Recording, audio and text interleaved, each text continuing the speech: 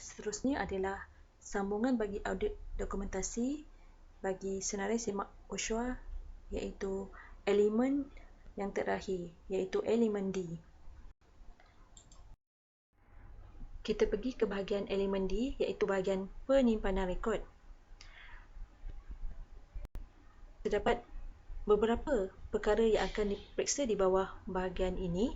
Antaranya adalah D1, iaitu penaksiran risiko.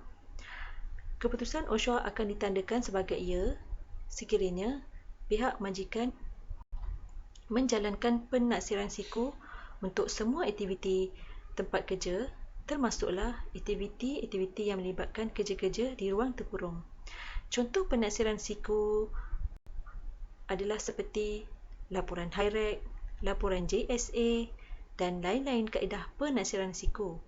Sekiranya pihak majikan tidak menjalankan sebarang penaksiran risiko ataupun penaksiran risiko tidak lengkap dan hanya dilaksanakan untuk sebahagian saja aktiviti dan tiada penaksiran risiko bagi kerja-kerja di ruang terkurung, maka keputusan OSHA akan ditanda dengan tidak.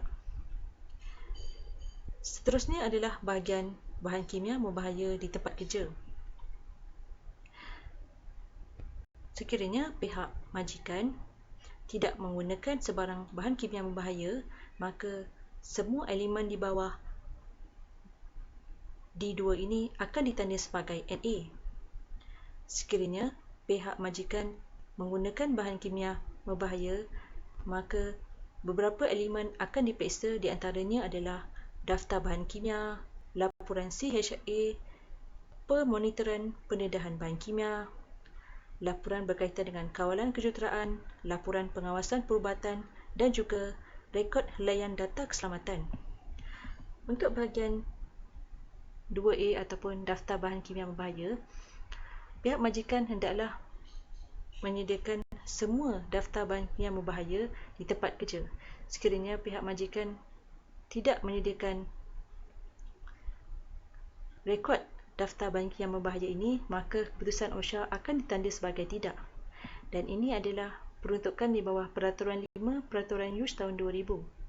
Seterusnya adalah laporan CHRA ataupun penaksiran risiko bahan kimia berbahaya kepada kesihatan.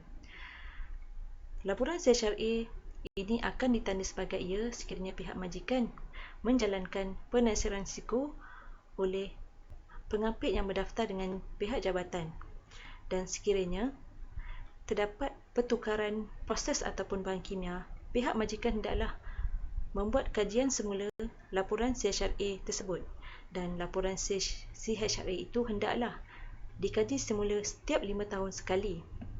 Dan ini adalah peruntukan di bawah Peraturan 9 dan juga Peraturan 11 Peraturan USH tahun 2000. Sekiranya pihak majikan tidak menjalankan laporan CHRA dan tidak membuat kajian semula laporan CHRA, maka keputusan OSHA akan ditanda sebagai tidak.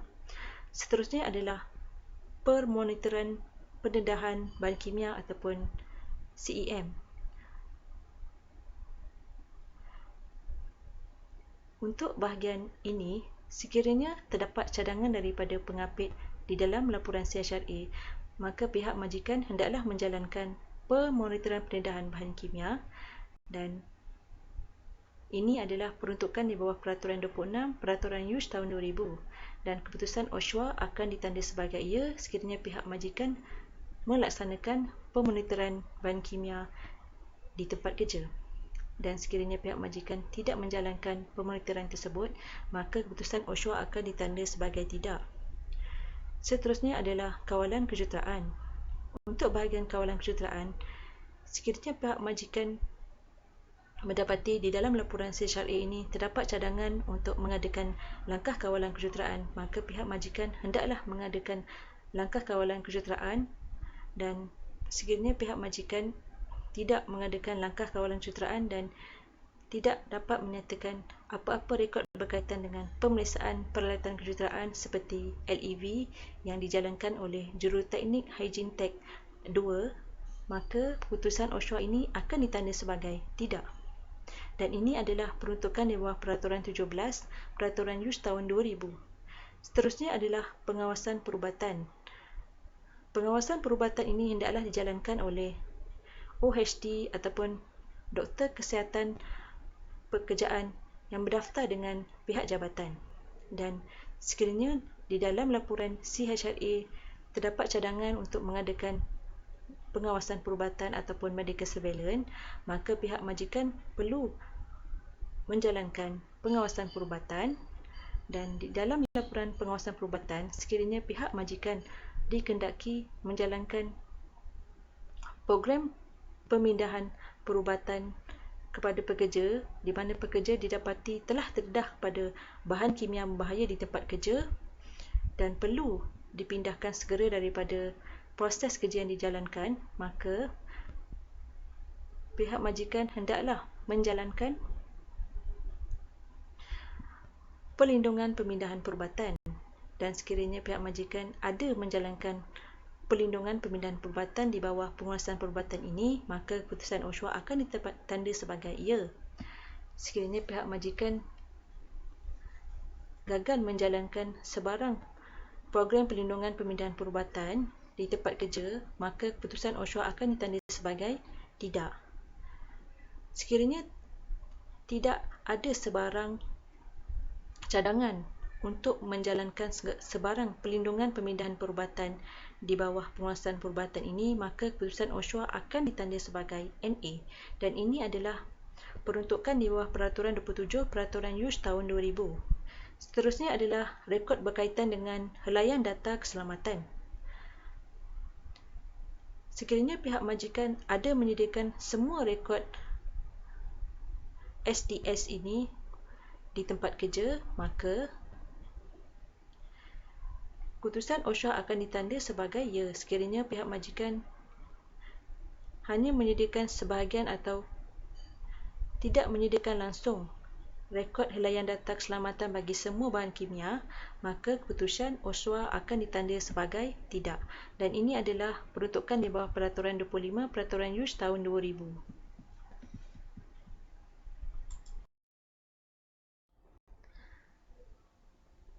Kita pergi ke bahagian penyimpanan rekod bagi pengurusan pendedahan bunyi bising. Di bawah pengurusan pendedahan bunyi bising, terdapat dua perkara yang akan diperiksa, iaitu laporan penaksiran risiko bising dan juga laporan berkaitan dengan ujian audiometrik.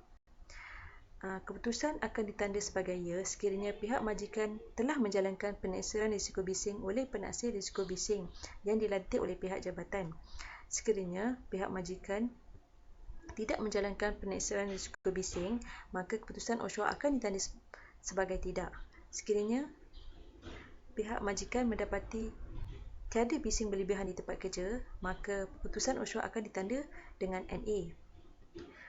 Penaksiran risiko bising dijalankan sekiranya keputusan di dalam senarai semak pengenalpastian bising berlebihan menunjukkan terdapat bising berlebihan.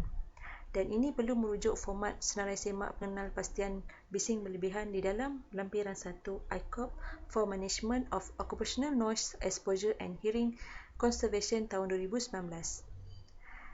Di sini dinyatakan bising berlebihan bermaksud paras pendedahan bising harian melebihi LEQ 82 desibel A atau dos bising diri harian bersamaan dengan 50% atau paras tekanan bunyi maksimum bersamaan dengan 115 desibel kurungan A ataupun paras tekanan bunyi puncak bersamaan dengan 140 desibel kurungan C. Dan penaksiran risiko bising ini adalah di bawah Peraturan 4 Peraturan Keselamatan dan Kesihatan Pekerjaan, iaitu pendedahan bising tahun 2019. Kita pergi ke bahagian penyimpanan rekod bagi ujian audiometrik. Sekiranya pihak majikan menjalankan ujian audiometrik setiap tahun ke atas pekerja yang terdedah kepada bising berlebihan melebihi had pendedahan bising, dan ini adalah berdasarkan cadangan daripada orang yang kompeten ataupun assessor bagi penaksir bising. Dan ujian audiometrik ini hendaklah dijalankan oleh pusat ujian audiometrik yang diluluskan oleh pihak JKKP, dan audiogram ini hendaklah ditaksir oleh Doktor Kesihatan Pekerjaan. Dan keputusan OSHA akan ditanda dengan ya sekiranya pihak majikan menjalankan ujian audiometrik tersebut. Dan keputusan OSHA akan ditanda sebagai tidak sekiranya pihak majikan tidak menjalankan sebarang ujian audiometrik kepada pekerja yang terdedah kepada bising berlebihan di tempat kerja. Dan keputusan NA akan ditanda di dalam checklist sekiranya tiada keperluan menjalankan ujian audiometrik kerana tiada pekerja terdedah kepada bising melebihi had pendedahan bising.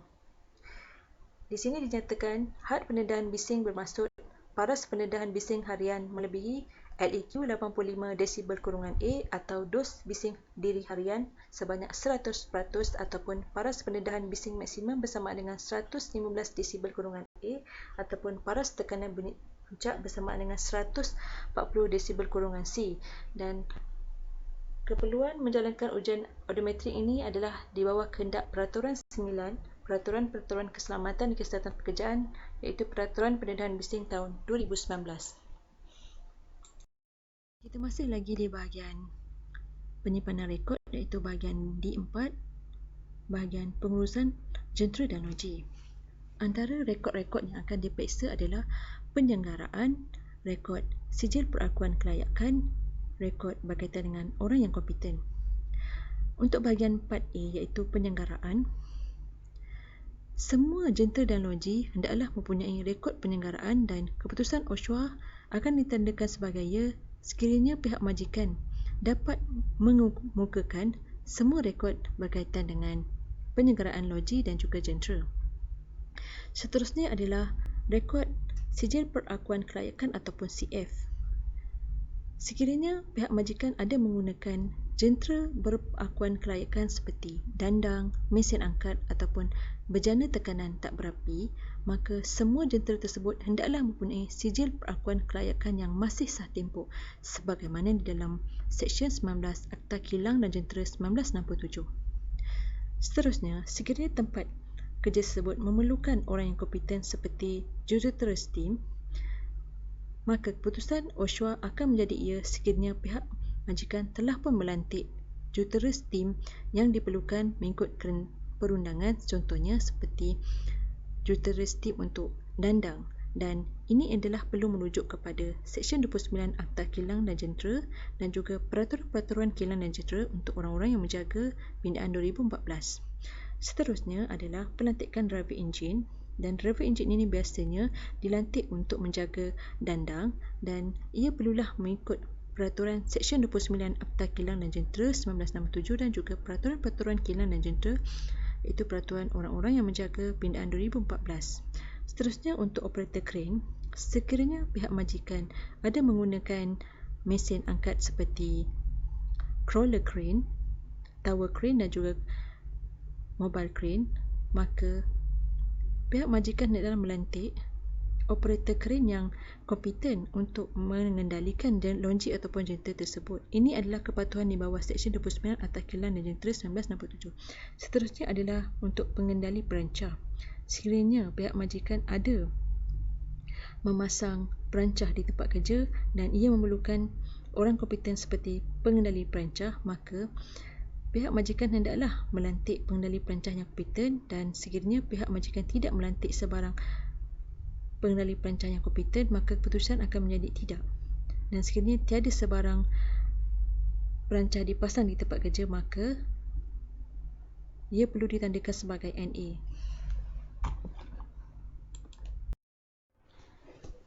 Kita masih lagi di bahagian penyimpanan rekod. Untuk bahagian penyimpanan rekod, antara perkara yang akan diperiksa adalah pelan tindakan kecemasan, pengurusan kontraktor dan juga nadapot. Untuk bahagian pelan tindakan kecemasan, antara perkara yang akan diperiksa adalah prosedur ERP, pelan laluan kecemasan, pasukan tindakan kecemasan, senarai talian kecemasan dan juga sijil kebakaran bomba. Untuk prosedur ERP, sekiranya pihak majikan ada menyatakan prosedur berkaitan dengan tindakan kecemasan seperti kebakaran, tumpahan bahan kimia, ancaman bom dan juga pengungsian, maka keputusan OSHA akan ditanda sebagai ya. Sekiranya pihak majikan tidak menyatakan prosedur ERP tersebut, maka keputusan OSHA akan ditanda sebagai tidak. Seterusnya adalah pelan laluan kecemasan. Sekiranya pihak majikan ada menyediakan pelan laluan kecemasan dan ia dipamerkan, maka keputusan akan ditanda sebagai ya. Sekiranya pihak majikan tidak menyatakan pelan laluan kecemasan tersebut, maka keputusan akan ditanda sebagai tidak. Seterusnya adalah penubuhan pasukan tindakan kecemasan ataupun ERT. Sekiranya pihak majikan ada menubuhkan pasukan tindakan kecemasan dan menyatakan carta organisasi ERT tersebut, maka keputusan akan ditanda sebagai ya. Sekiranya pihak majikan gagal menubuhkan pasukan ERT dan tidak dapat menyatakan carta organisasi ERT, maka keputusan akan ditanda sebagai tidak. Seterusnya adalah senarai talian kecemasan.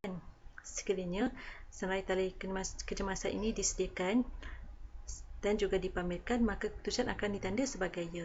Contoh senarai talian kecemasan ini adalah seperti nombor telefon balai bomba, balai polis, hospital yang terdekat dan juga nombor telefon peserta intas sekiranya berlaku sebarang kemalangan ataupun sebarang tindakan kecemasan di tempat kerja. Seterusnya adalah sijil kebakaran bomba. Sekiranya pihak majikan mempunyai sijil kebakaran bomba dan ia dipamerkan, maka keputusan OSHA akan ditanda sebagai ya. Sekiranya sijil kebakaran bomba tersebut telah tamat, maka keputusan OSHA akan ditanda sebagai tidak. Seterusnya adalah bahagian pengurusan kontraktor. Untuk bahagian pengurusan kontraktor, terdapat dua perkara yang akan diperiksa, iaitu kontrak perjanjian melibatkan KKP dan juga pemantauan kontraktor. Untuk bahagian kontrak perjanjian melibatkan KKP ini, pihak majikan hendaklah menyediakan kontrak perjanjian yang mempunyai elemen KKP dan juga kos yang diperuntukkan untuk KKP di dalam kontrak perjanjian tersebut. Sekiranya pihak majikan tidak menyatakan apa-apa elemen KKP dalam kontrak perjanjian dengan kontraktor, maka keputusan OSHA akan ditanda sebagai tidak. Seterusnya adalah pemantauan kontraktor. Sekiranya pihak majikan ada menjalankan pemantauan kontraktor seperti permit to work, checklist ataupun toolbox meeting, maka keputusan OSHA akan ditanda sebagai ya. Dan sekiranya pihak majikan gagal menjalankan sebarang pemantauan kontraktor, maka keputusan OSHA akan ditanda sebagai tidak. Seterusnya adalah berkaitan dengan nada pot. Sekiranya berlaku sebarang kemalangan yang mendapat cuti sakit melebihi 4 hari, kejadian bahaya, keracunan pekerjaan, penyakit pekerjaan yang menyebabkan kematian atau kecederaan badan, pihak majikan hendaklah melaporkan dengan borang JKKP 6 ataupun borang JKKP 7. Sekiranya pihak majikan gagal melaporkan sebarang kemalangan di tempat kerja ataupun kejadian bahaya atau keracunan pekerjaan atau penyakit pekerjaan, maka keputusan OSHA akan ditanda sebagai tidak. Dan ini adalah peruntukan di bawah Peraturan 5 dan Peraturan 7 Nada Pot tahun 2004. Seterusnya, sekiranya pihak majikan ada melaporkan borang JKKP 8, iaitu rekod daftar berkaitan dengan semua kemalangan, kejadian bahaya, keracunan pekerjaan, penyakit pekerjaan, maka keputusan OSHA akan ditanda dengan ya. Sekiranya pihak majikan tidak menghantar borang JKKP 8 ini pada setiap tahun sebelum 31 Januari tahun berikutnya, maka keputusan OSHA akan ditanda sebagai tidak. Ini adalah kehendak Peraturan 10-3 Peraturan Nada Pot tahun 2004.